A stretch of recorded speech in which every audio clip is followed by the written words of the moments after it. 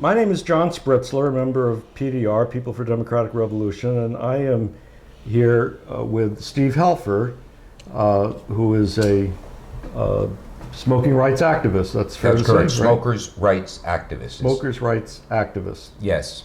And we're going to be talking about what that means and whatever Steve wants to say about it. So let me ask the question, what is a smokers' rights activist? Well, I've given that some thought, and I've tried to put it into succinct words. And what I've come up with, and what my colleagues have come up with, is that we lobby against predatory taxation, punitive restrictions, and the efforts on the part of anti-smoking groups, both governmental and private, to stigmatize smokers. We feel that regardless of the health issues involved with smoking, treating people the way smokers have been treated, particularly in this country, but in other countries as well, is very unethical. What are some examples of this mistreatment? Well, I was at a meeting at the Harvard School of Public Health where the then director of the Massachusetts Public Health Department said that he had considered asking the state to put on each package of cigarettes, "You are the scum of the earth." This was a man named Howard Koh, who is now working in the Department of Health and Human Services on the federal level. And for the scum of the earth. That's correct. Literally, exactly those words. You are the scum of the earth. My God. That's what he said he had considered. This was a talk that he was giving to a lot of people in public health at the Harvard School of Public Health. And so now he is in the Department of Health and Human Services. And right now what they are doing is they are putting pressure on all universities in the United States to prohibit smoking anywhere on their campuses. We're talking outside. I think the reason for this is, their stated reason is that not that it will protect people from secondhand smoke, but that there are people who are 18 to 24 who might choose to start smoking. And by making it prohibited on college campuses and so difficult to smoke, that they will not choose smoking. So that is their stated goal.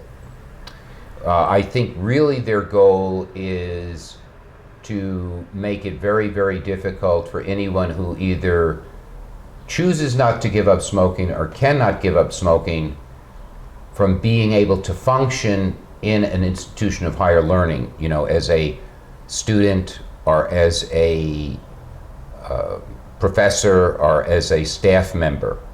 Because if you're a professor, and I mean, you could still go outside the building and have a cigarette, but now if, depending on the college campus, if you have to go a quarter of a mile or half a mile, right, and you are then severely handicapped, and of course if you're a staff member or you're working in the dining services department, you can't simply step outside the kitchen door and grab a smoke. You'll have to leave the campus. So I think this is primarily designed to really get smokers out of higher education in every way possible. Are there other examples of smokers being treated like scum? Let me think. Well, you know, a lot of big movie companies like Time Warner and Disney, well, you'll see it on television and in movies. Usually it will be the evil person who is the smoker. Now, the best example I can think of that recently is Downton Abbey, where the only people who smoke in it are these two, for the most part, are these two servants, and these are the most conniving, kind of plot-hatching servants there are, and they're always smoking their cigarettes, and just, you can see that this is designed to reinforce a stigma on people who smoke. Now, I know that you've been collecting signatures for a petition in Harvard Square. Yes. And I don't know if you consider what the petition is against to be an example of smokers being treated like scum or not, but what is the petition about? Right now, the petition we are passing around is the Cambridge City Council prohibited smoking in all outdoor seating of restaurants in Cambridge.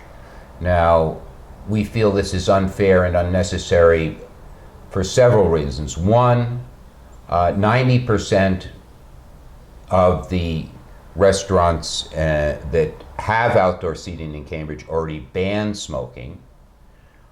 And number two, even if you believe all of the science, putative science on secondhand smoke,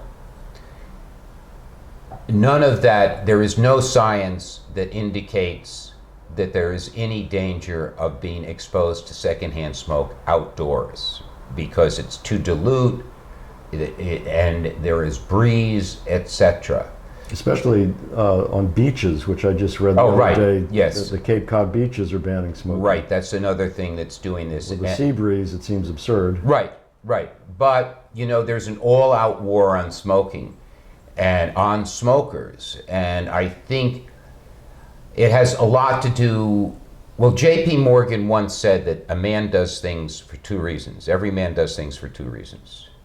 Do you know this? Tell me, you've mentioned it before in conversation. The good reason and the real reason. Real reason. So when you have governments so consistently everywhere in the World Health Organization has promulgated the Framework Convention on Tobacco Control, and so many governments are climbing aboard to prohibit smoking, to raise taxes, to handicap tobacco companies.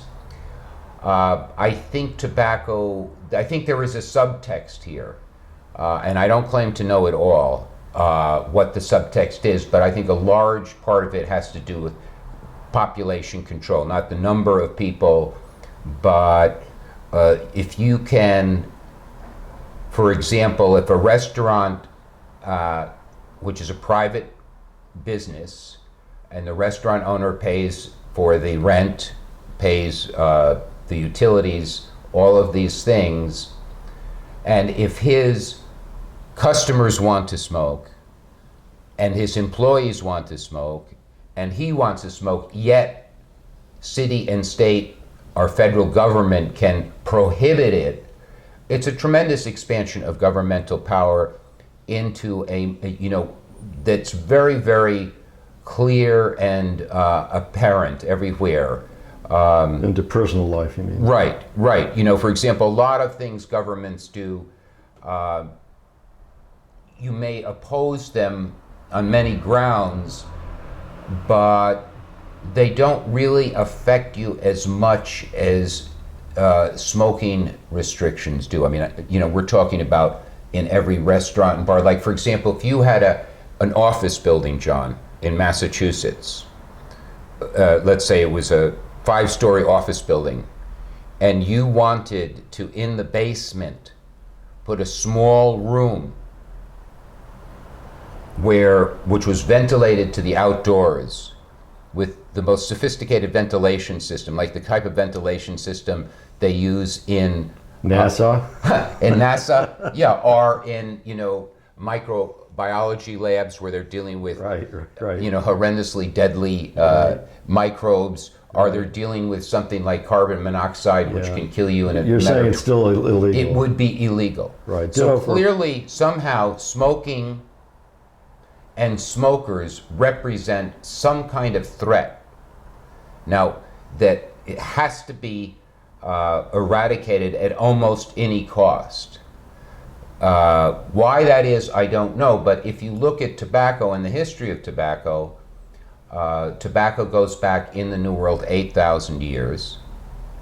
It was revered by the American Indian. They never went to a council without tobacco. They felt tobacco helped them think and promote peace, promote intellectual ability, and all these things. And tobacco spread throughout the world. You know, it's very, very natural for people to smoke. It was not spread throughout the world by insidious tobacco companies who foisted it on innocent populations. I mean, this is, of course, what the anti-smokers in their rewrite of history would have it. But all over the world, we're talking about the Inuit in the polar north, we're talking about the Hottentot in Africa. Not only did they embrace tobacco, but they revered it. And so this is something that's very, very natural, spread throughout the world. If you can get governments, and it's such an ambitious for them to squelch this, to eradicate it, which is what the World Health Organization wants to do, it would be the biggest triumph on the part of those who choose to control. Top-down controllers. Would be the biggest triumph in the history. Not even the Soviet Union or East Germany or communist China or Albania. They didn't try. You know, you could smoke freely in all of these very totalitarian countries. Let me just focus on this issue of top-down versus democracy. Right. In the society. There were two occasions where, because of your invitation, you invited me to join you in public hearings, one in Boston, one in Cambridge, that were held by the Boston and the Cambridge city, respectively, before they enacted the policies that made it illegal for people in public housing to smoke in their own homes. Yes. And the interesting thing to me about what I saw at those hearings was that there were lots of people at the hearings, and many of them were non-smokers. Oh, right, yeah. And the non-smokers, the vast majority of people, including non-smokers, who maybe were the majority, were opposed to the ban because of the concern they had for the harm it would inflict on people who smoked, which there were very real examples that were cited. You know, right. Elderly people with babies to care. You know, they couldn't go outside to smoke, and in the housing, some of public housing, it was dangerous to go outside to smoke, and so forth. So there was a lot of solidarity between the smokers and the non-smokers in opposition to the ban. Yes. And there was, I think, a fair amount of support in conversations I had when I proposed, and maybe some other people proposed, one way to deal with the issue of people who didn't want to be subjected to secondhand smoke would be to have some public housing buildings that were for people who didn't mind smoke, either because they smoked or because they didn't mind it. Right. And if you did mind it, you know, you could be in a building where smoking was not allowed. Right.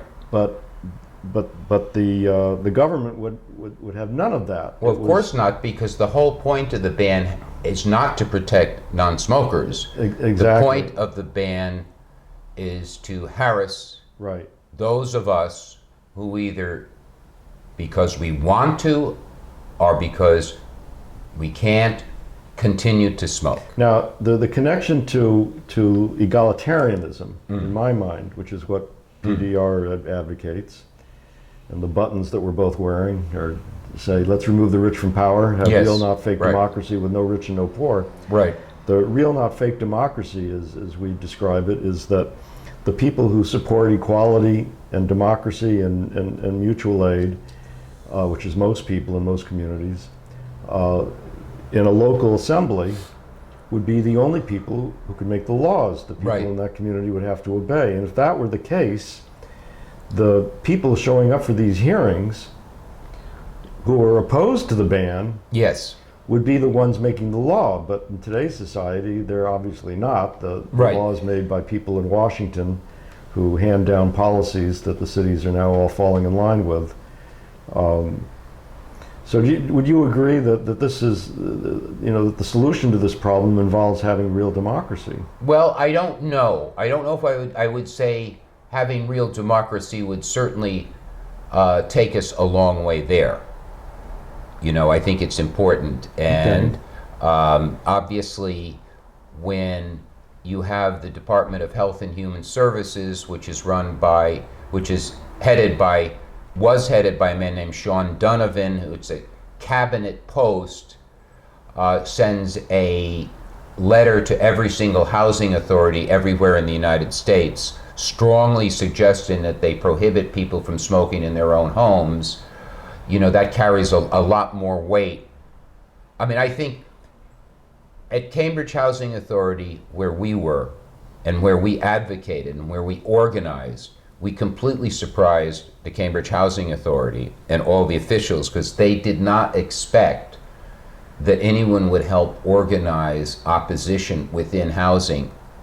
They thought that they would just walk all over everybody. And there were people at these hearings, and many of them were non-smokers, you're right. And we organized many more at the Cambridge Housing Authority than we did the Boston Housing Authority. But the decision, had been made. It comes down from the Department of Health and Human Services. And so a lot of these hearings were really just charades. They weren't really. But even so, we were able to get the Cambridge Housing Authority to make some significant concessions. Right. So in a genuine democracy, the situation would have been that people who wanted to ban smoking, whoever they were, from the federal government or local people, Right. would have had to persuade at least a majority. Yes, that's right. Of the people in the local assembly to ban smoking. Right. And maybe they would succeed in some towns and maybe not in other towns. Right. But it would be the people in the town who would be deciding it. Right, but there's another issue there, and that is that the American population has been subjected to a very, very overwhelming propaganda campaign for about almost 50 years, which has gotten them to become very, very frightened of secondhand smoke, frightened of smoking, suspicious of smokers, and so that would also have to be dealt with. I would argue that in a genuine democracy, you would have a better opportunity to have your views and your arguments. Well, particularly because, you wouldn't have some organization which is basically like the National Institutes of Health, which is choosing which researchers to give money to, and that's often a very political decision that's coming down from the White House. We're gonna fund research into this area that produces these results that can be used to modify behavior. And that's going to attract a lot of academics. Now, where the money's at, follow the money, right? Sort of to be fair, yes. to the, I guess, an opposition to my argument that democracy solves all problems. Yes, right. Well, I don't know if it does. In a genuine democracy, a society would be making decisions about what research to fund and what research not to fund. So that, right. The difference would be that that those decisions would not be made primarily according to who had the most money. That's true. That's a good, Because money or power. We're talking an egalitarian society where it's not based on money. Right. Everyone has equal status with regard to social wealth. Yes. So I would surmise that in the absence of big money playing the role that it plays, the tendency would be far more to be trying to find out, well, what is the truth about secondhand smoke? Yes, right. Without someone saying, I need the truth to come out to be this way or that way. Right, and then also the issue would be what we've talked about before, which is what's called scientism, this belief that science can answer all questions. So if you look at a lot of scientific studies and the way they're designed, sometimes you would have to look at the studies and you'd have to say, well, there is no way we could really conclusively show something one way or the other without a randomized study, of course. Well, yeah, I mean, we know that the father of statistical inference, 1950 something, before he died, made the point that without having a randomized study where people are randomized to smoke or not smoke, right, which would be unethical if you think smoking is dangerous, of course. Yes. You can't really tell if. Of course, if they volunteered, that would be an interesting question. Still considered unethical, but. Yeah, yeah. And so without such a randomized study, you don't know if the association between smoking and lung cancer is causal or not, because it could be, as there is some evidence that we've talked about in the past, which we won't go into right here, but many confounders, including genes. Yeah, there are some genetic variants that seem to cause both a tendency to smoke more because of its effect on response to nicotine, and independently tend to cause people to be at higher risk of lung cancer. So to the extent that such a gene is a factor, it would mean that the lung cancer is not caused by the smoking, but the association is simply a result that there's something causing the smoking and the lung cancer. The kind of person who smokes may be very different than the kind of person who doesn't smoke. Well, that's what this gene says, that the effect on nicotine is it makes you more, you need to smoke more to get the same effect, and so you smoke more if you have the gene than if you don't. Yeah. And so forth. Right, but of course, just a little aside, for example, when you try to define addiction, one of the definitions, one of the elements of addiction, of course, is that you need ever-increasing quantities.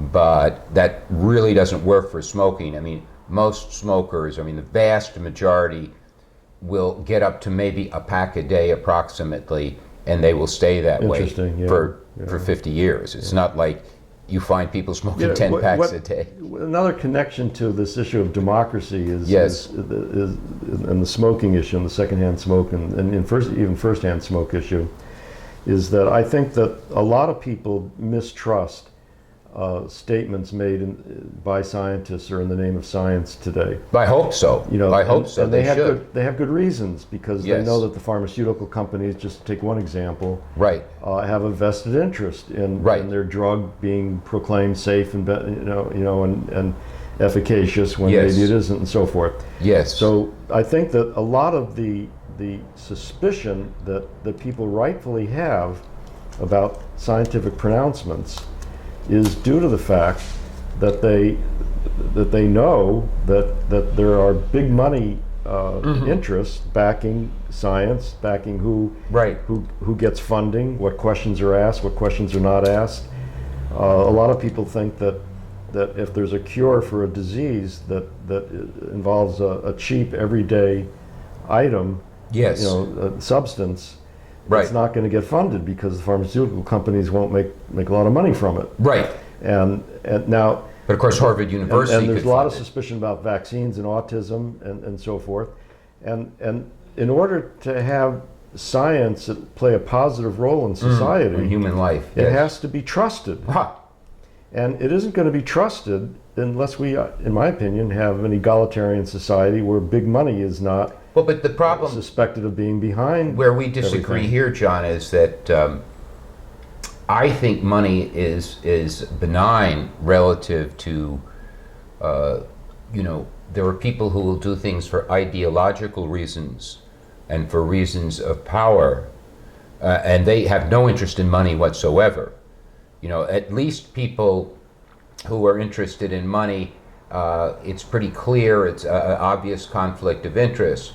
But if you have someone like Thomas Frieden, who is the director of the Centers for Disease Control and Prevention, who I think is an ideologue, a public health absolutist, who has no respect for individual autonomy, and who believes is a virulent anti-smoker, I don't think he's in for personal enrichment at all. I'll grant you that, but And he's much more scarier than a CEO of a tobacco company. But here's the thing: you can have an ideologue, who thinks he's doing God's work. Right, exactly. Okay. And he wears a loincloth. Right, and this ideologue can be doing something which is very, very harmful and detrimental. Right. Okay, but the question is, why does this ideologue get so much power? Right. And that relates to the people with money. He's either funded or he's not funded. He was appointed by the president to be I mean, if the director of the Centers for Disease Control and Prevention. If he was just a guy who had, fanatical ideas, yes, he would be like you and me.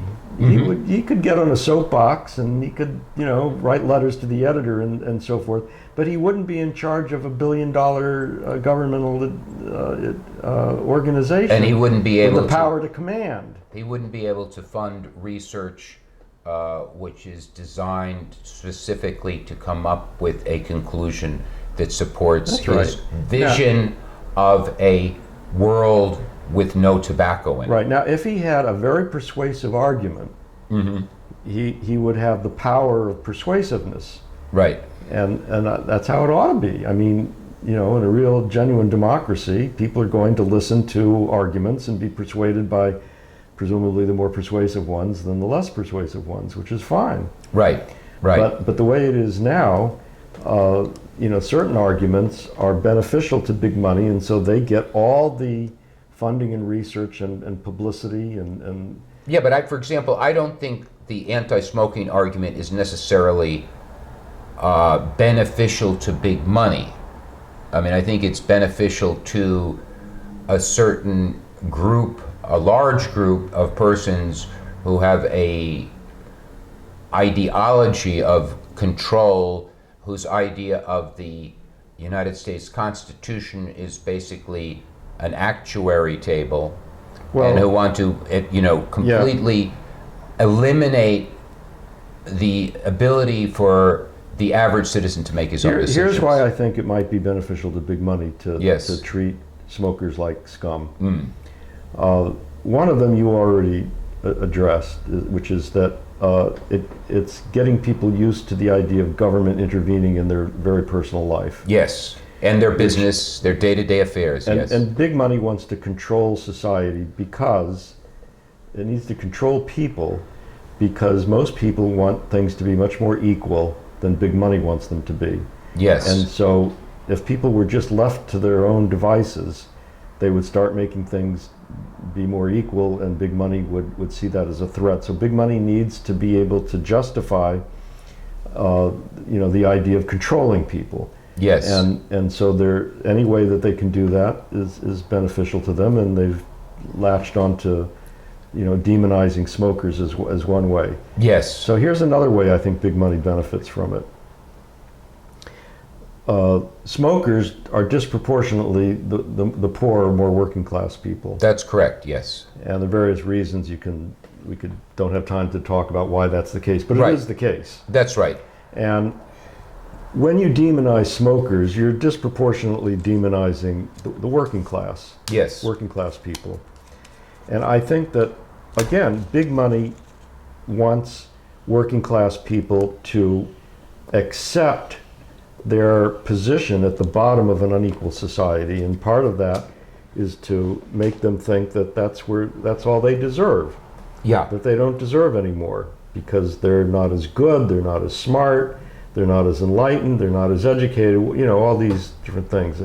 Black people were taught that they're inferior because they're not white, and so forth. So the idea of treating smokers who are disproportionately working class people, as dirt is to condition them to being treated that way. So they won't revolt. Well, just so they'll accept it. And you pointed out earlier that the propaganda is that if you're smoking, you're doing a bad thing, Yes, and you are a bad person. and so therefore you're a bad person because you should have Right. stopped, and because Right. you didn't stop, you're a bad person. Either that or you're a bad person, or there's something, you're terribly weak. So you deserve to be called scum.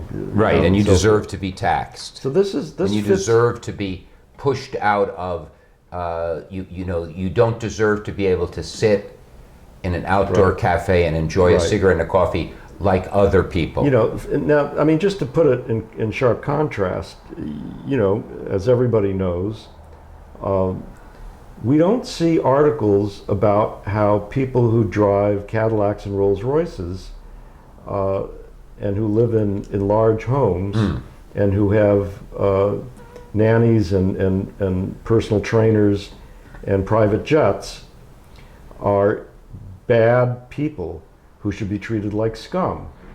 Well, we do hear a lot about the one percenters.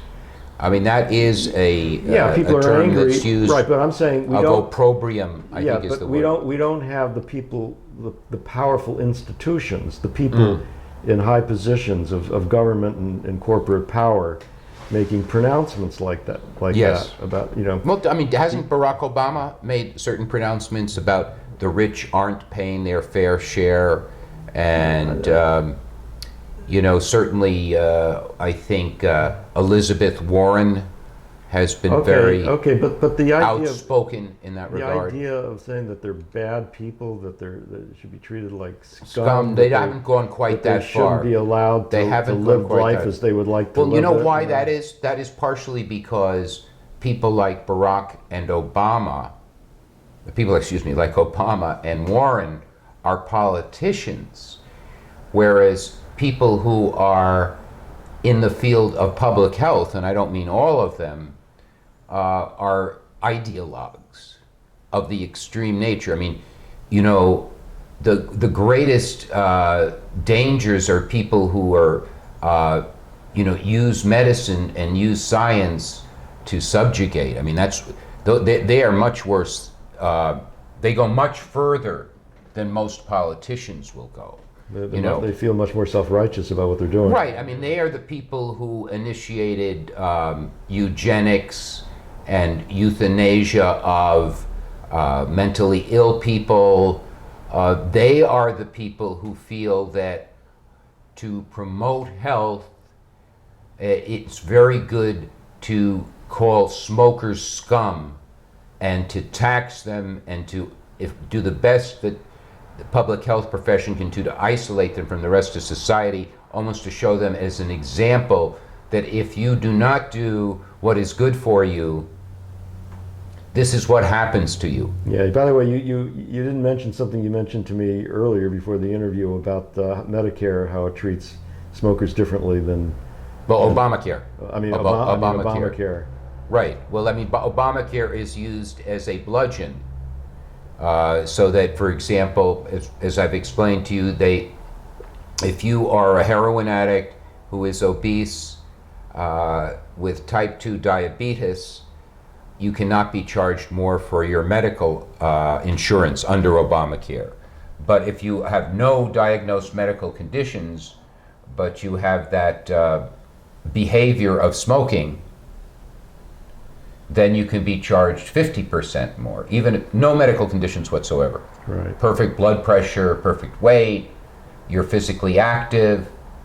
So this indicates to me. Isn't this the modern way of telling smokers that you have to sit in the back of the bus? Yeah, definitely, or worse, or get off the bus, right? And in addition to that, I mean, it indicates how virulent the anti-smoking movement is, and how much it appears to view the act of smoking as a threat somehow to their power structure. Now, it's interesting also because just another example is Time Warner, which is a big media company. You know that, right? I don't know. Sure. I mean, I don't know really what they make. They own movie companies and stuff like that. Yeah. Like, for example, they scrutinize all of their films and will not allow any film. If a director wants to have smoking in the film, the onus is on the director to show that it is necessary for some kind of plot device or something. So they're trying to eliminate smoking from the films, and they're scrutinizing them. But it's interesting because, for example, you can have people binge drinking, and binge drinking can make you have an automobile accident and kill you right away, which smoking, even if you believe the anti-smokers, doesn't harm you for 30 or 40 years. You can shoot people, you can have all kinds of promiscuous sex, which of course we all worry about in terms of venereal disease. All kinds of activities, people immolating each other, and none of that is being scrutinized. But for one person to light up a cigarette, somehow that is so threatening that has to be eliminated if possible from films. This is Time Warner. Yeah. And Disney has eliminated from all films altogether, I think. Steve, to wrap up, do you want to tell our listening audience how to any contact information about your organization? Well, certainly we have a Facebook page, a website, an email address. I think probably the easiest way to get in touch with us is through Facebook, Cambridge Citizens for Smokers' Rights. That's www.facebook.com/ccsr.org. We'd love to hear from you if you have questions, if you have comments, and if you want to disagree. We welcome disagreement. We welcome people who have different views and want to discuss them. Yeah, that'd be great. Thank you, Steve. John, thank you. Take care. Thank you.